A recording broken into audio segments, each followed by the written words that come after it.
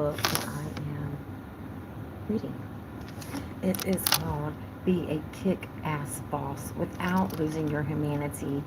Radical can-do, candor, packed with illuminating truths, insightful advice, and practical suggestions. And so it's written by Kim Scott. So we're gonna read a little bit, and check out this book.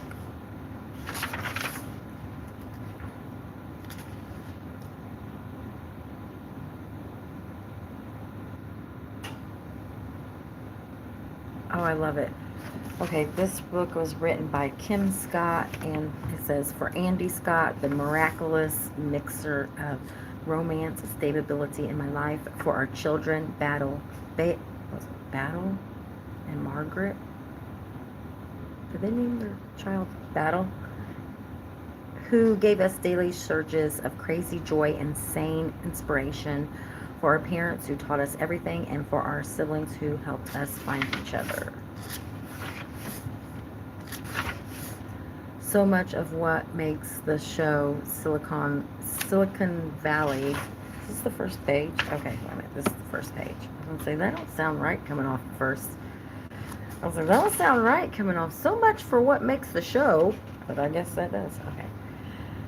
Last year, I got off an overnight flight to find my phone blowing up. Family, friends, and acquaintances wondered if I caught the previous night episode of the HBO show Silicon Valley, the often hilarious and sometimes on point work where I have made my career.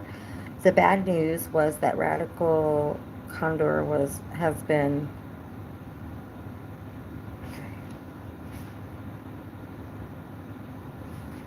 What is this book around back? What in the world is this book about? Okay, this book is about, before we get started, it's the New York Times and Wall Street Journal bestseller.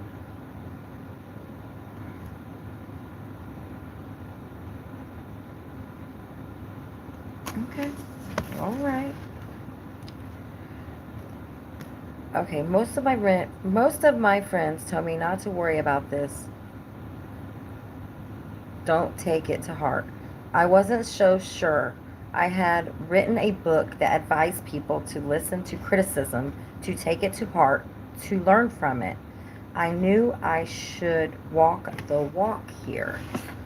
So much of what makes the show Silicon Valley funny is the way it targets tech's punctuant for wrapping up traditional business behavior in idealistic language.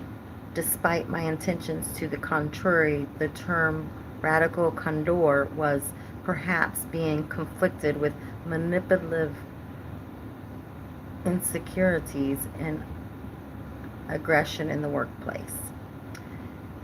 In the episode, Ben wants to become the COO for the show's hero, Richard Henderson. Ben advises Richard to treat an employee cruelty, attributing his advice to a new management philosophy. Rad can.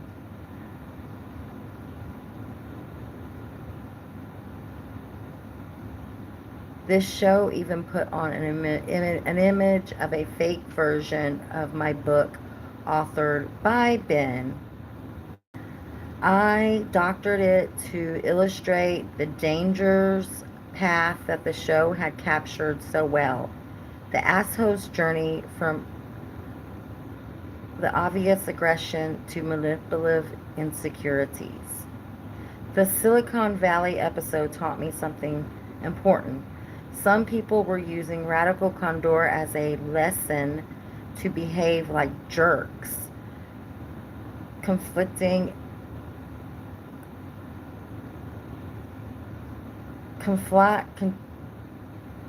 aggression and manipulative insecurities with radical Candor. I had developed a framework to prevent this very confusion, but it hadn't been clear enough. When I wrote the book, I hoped it would serve as a reminder of what fundamental compassion really means. The misreputation of radical candor in this episode of Silicon Valley made it clear to me that I had more work to do if I was going to achieve that goal. A few months after the Silicon Valley episode, it was deliberate's turn to show obvious bosses abuse radical contour. On the other hand, it's hard to take seriously anything by a cartoonist who once wrote in his blog that women are treated differently by society for exactly the same reason the children and the mentally handicapped are treated differently. On the other hand, the strip does highlight potential confusion between radical candor and the obvious aggression. The word radical, okay, I hope I'm saying it right, but we're talking about, it's going to go into different, this is a book about how to be a kick-ass boss. And it's telling the story about the comic in the newspaper. There's a comic. And I don't know if I'm saying it right, but it's called Radical Candor. And, yeah, I do remember reading this comic.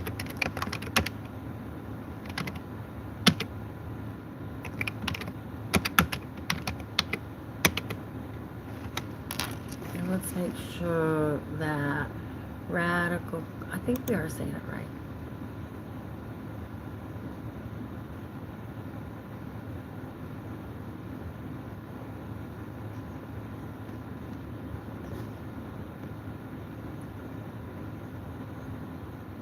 Radical candor.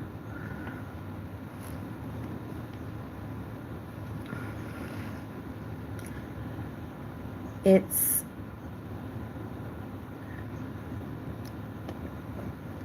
the word radical has been a mixed blessing.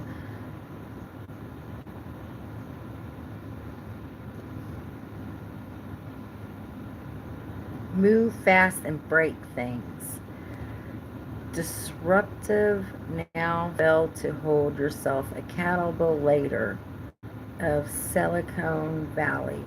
Another reason why radical candor is so often misunderstood is that it confused with Roy radical transparency.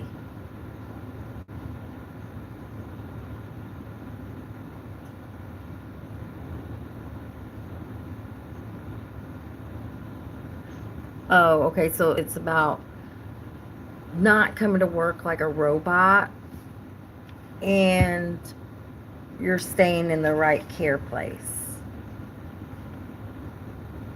You need to bring your whole self to work, not just your fake self to work. Oh, this is getting really juicy and good. The downside of the term, that was the downside of the term, to not disruptively fail to hold yourself accountable. That's interesting. Okay, aligned with the importance of challenges directly. That's not much focus on care personally in his manage as someone operating a machine to achieve a goal philosophy. Furthermore, relationships require some privacy.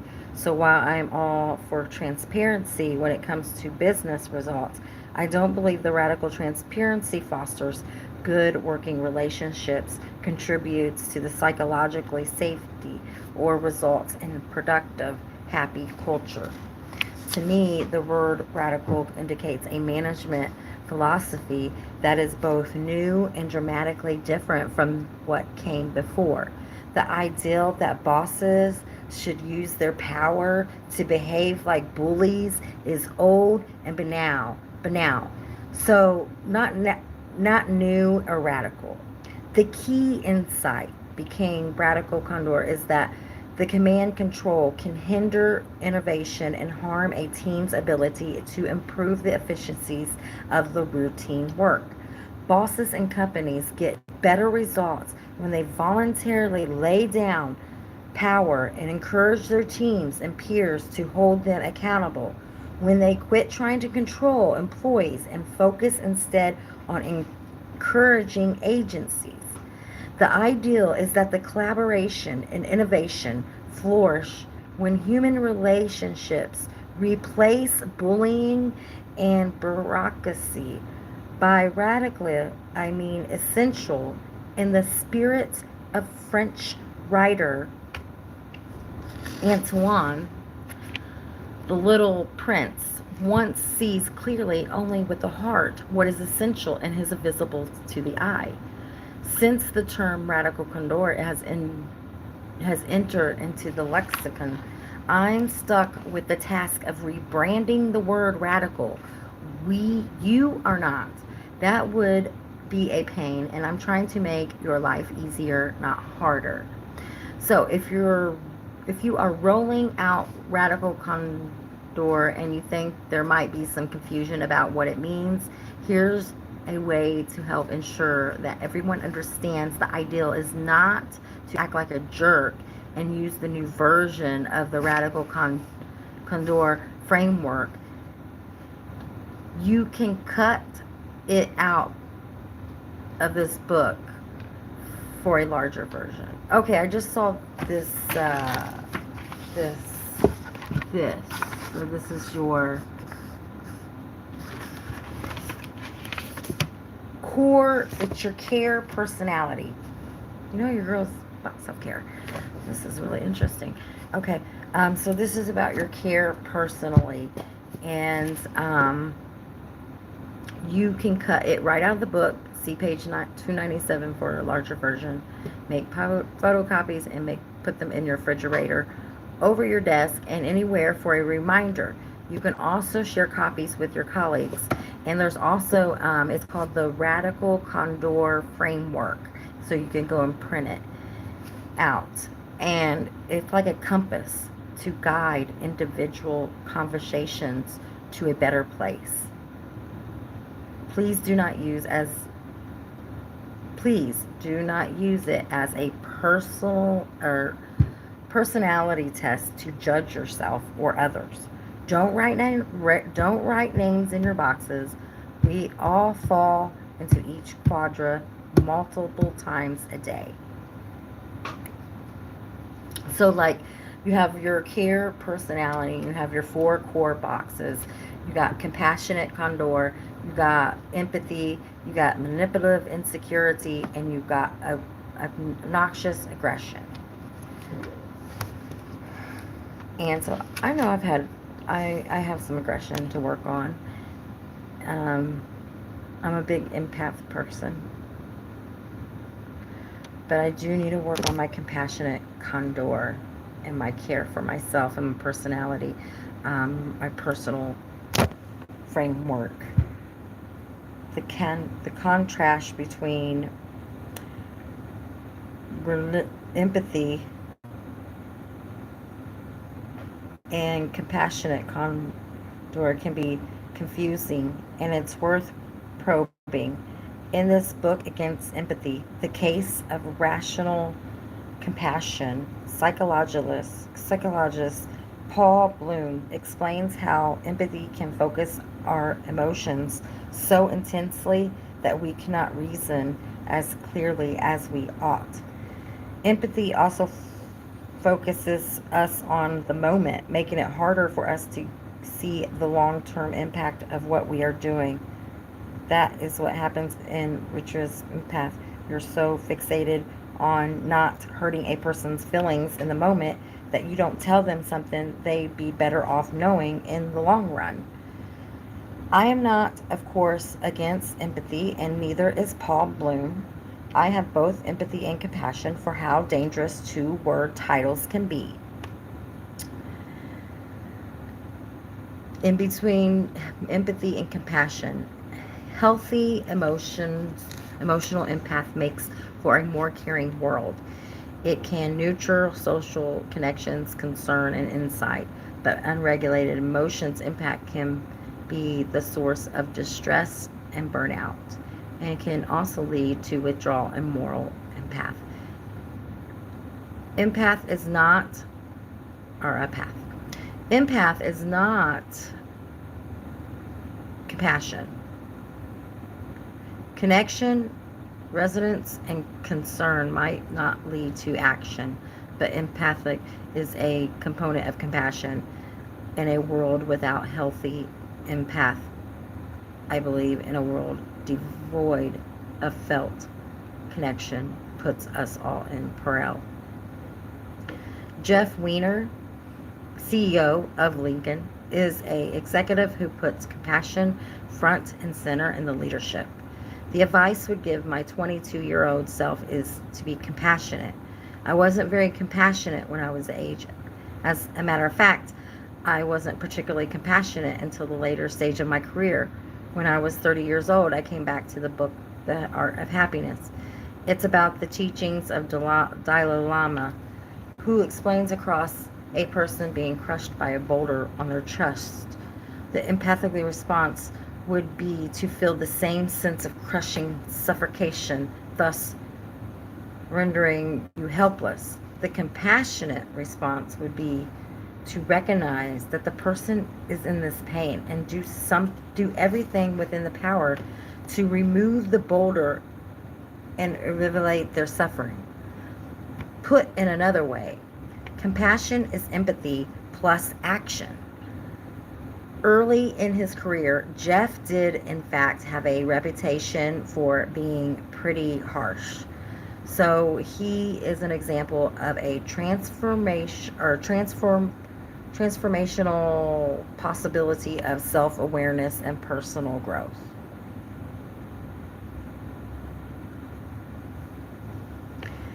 Compassionate Candor engages the heart, care personally, and the mind. Unfortunately, the term doesn't communicate that to everyone. Happy Mindset Monday. We're reading our book, reading a new book today. If you're just stopping by, this is the book. It is Be a Kick-Ass Boss Without Losing Your Humanity. Put your phone away and look people in the eye. We need to start looking people in the eye, okay? Building good relationships require you to look people and communicate in the eye. At the center of, in fact, my favorite lines in the whole book are these: relationships are core to your job. If you think that you can your responsibilities as a manager without strong relationships, you are kidding yourself. I'm not saying that unchecked power, control, or authority can't work.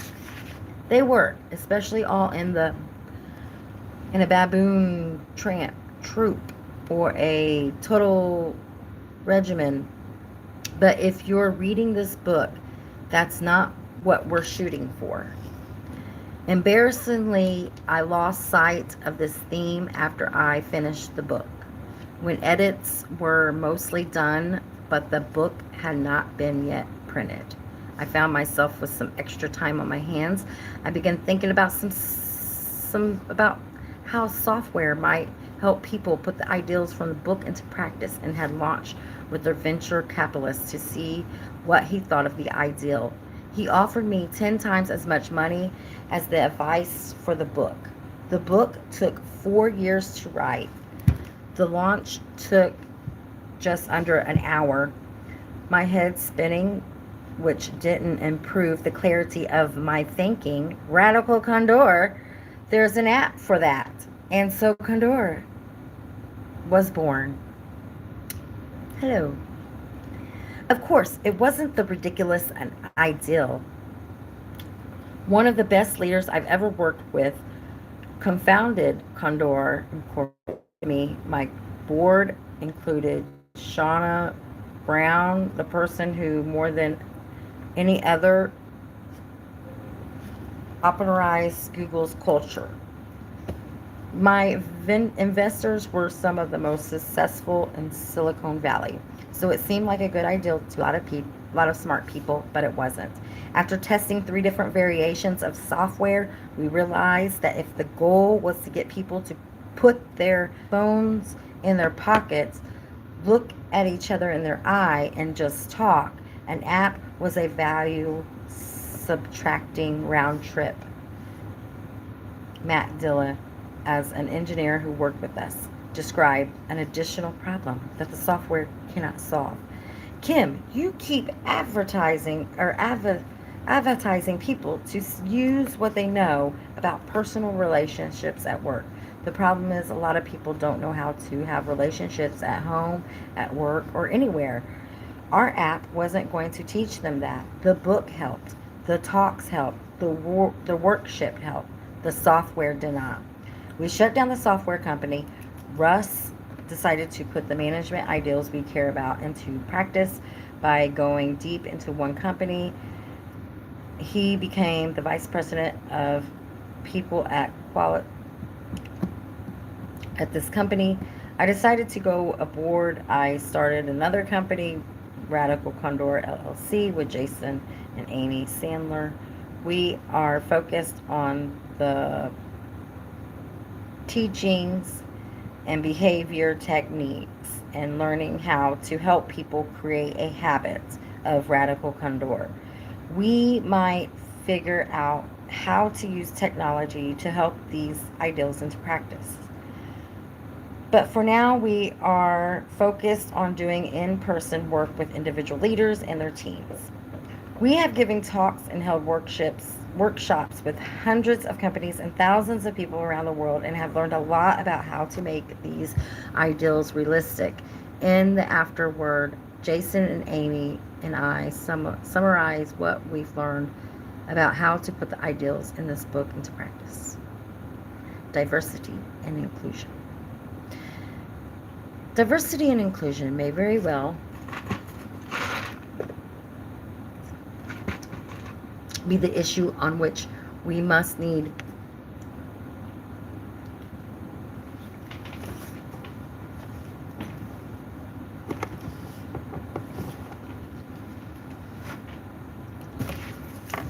Whew, that's a lot of reading, guys. Let's see. Okay, we got the rest of this page, and then we're going to stop. I'm just going to read. I'm going to try to focus, read a little bit at a time, and we're going to get through this book because it's a goal to get through a book. Diversity and Inclusion. This is also a book that I got from my niece and nephew. Their father passed away, and he had a few of these books sitting around. And it's supposed to be the New York Times bestseller, Be a Kick-Ass Boss Without Losing Your Humanity. And so, in conclusion, you may very well be at the issue on which we must need, but are least likely to offer or to solicit. Almost every time we do a talk or a workshop, my colleagues and I get responses like, how does diversity impact a person's ability to radically condemn, or radical candor is more dangerous for women than men, or even more dangerous for black women than for white women, for gay women than for straight women. Are you sure radical candor is safe for people who don't have the kind of privilege that you do? Or, I'm a white male. If I'm radical candor, everyone assumes I'm an asshole. Okay, I think it means the way you speak. We're getting somewhere. Many have asked, how would you as a woman have written so little about gender in your book? Once a tall black man pointed out to me, a short white woman, the way people experience radical candor from you is very different from the way people experience radical candor from me. What's safe for you is dangerous for me, and I imagine what works for me wouldn't work for you. He was absolutely correct. Part of the reason I didn't call the book Compassionate Candor in the first place is that I'm a woman and I didn't want to seem too soft. I'm not proud of that, but it's that truth. And so I knew from the first hand experience that my response to him, the radical Candor, gets measured not as speaker's mouth, but as listening's ears, barely stretching the surface of the complexity involved on how we offer one another guidance. It can be difficult enough when they're talking about pointing out spinach in the teeth or grammar mistakes, but what if you're pointing out to someone that they've been biased? We You want to show just how unacceptable what they said was, but you also want to show them some compassion, and you know you risk a powerful defensive, likely unfair response. You also need to protect yourself. These questions and conversations prompt my colleagues and me or these questions and conversations prompt my colleagues and me to collaborate with Second City Works, the executive education arm of the comedy club where Tina Fey, Stephen Colbert, and countless others were trained in comedy. We are exploring with Second City Works how people can use improv to practice using radical candor to confront bias in the workplace with agencies and grace and the right kind of humor. I'll cover this in more detail in the afterward. Whew. The question of how we can use the radical candor to build stamina for real conversations about diversity and inclusives is the topic of my next book, which we will all seek to answer these questions. How can you use radical candor and to confront unconscious prejudges, beliefs, and gender bullying in the workplace? How can you best respond when you get fed back that you're on the wrong side of these issues? How can you escalate when there's a power imbalance and radical candor may not be a safe or significant or response? And how can you prevent gender injustice from manifesting in your workplace and ruining your culture? Don't let your culture become toxic. Successful startups often begin with a culture where people challenge one another directly, even fiercely, but also they show care personally. That's because they start small, involving people who get to know each other really well and are fighting for survival. However, as the business grows, new person join the firm, it is possible to know everyone's name, let alone to have strong relationships with everyone.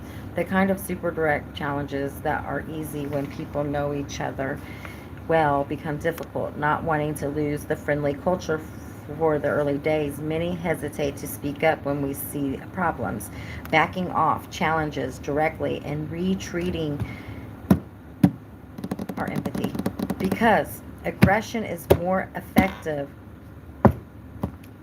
than empathy. The kind of behavior has an advantage. People who have behaved badly begin to win, rising in the company. When confronting with a powerful jerk, many people retreat to manipulative insecurity more out of instinct self-protectiveness than international wrongdoing. In this kind of environment, there is an incentive to retreat to manipulative insecurities in front of those who are more senior to them and resort to obvious aggression. Whose those are less powerful. The culture become toxic, many kissing up and kicking down, few willing to speak truth to power. This kind of behavior won't kill a company right away. Instead, it leads to a slow, painful death of innovation and lives of quiet desperation. That's the bad news. The good news is, so that was all the bad news, but the good news is that many companies, large and small, are now taking active measures to shift to a culture to which caring personally and challenging directly go hand in hand. When people learn to do both, when both learn to do both, when people learn to do both, bad behavior no longer gives anyone an advantage. Bad behavior is punished by not rewarding. The truth comes out, and the evidence, the environment is more conducive to both success and happiness. So, she states, what's her name? Her name is Kim Scott. I hope that you will join me in making sure that the ideals of this book are not used as a excuse for bad boss behavior. I hope reading will help you find a way to be your best. By reading this book, it teaches you how to reach your best, most fully expressed self at work. You can create teams on which people do the best work for their lives and build the best relationships for their careers. And you can love your work and the people you work with. I think that's a really good book. I think we're starting off. We haven't even got into it. This is just the beginning, but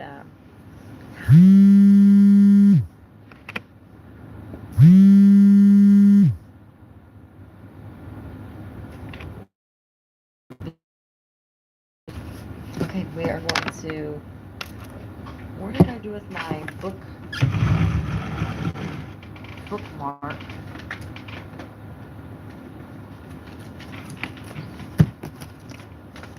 And then, if you want to go get yourself this book, we're going to read it.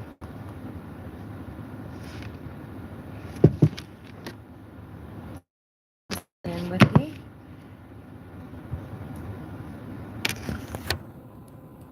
And that was our our 15-minute read for the day on a new book we're reading by Kim Scott.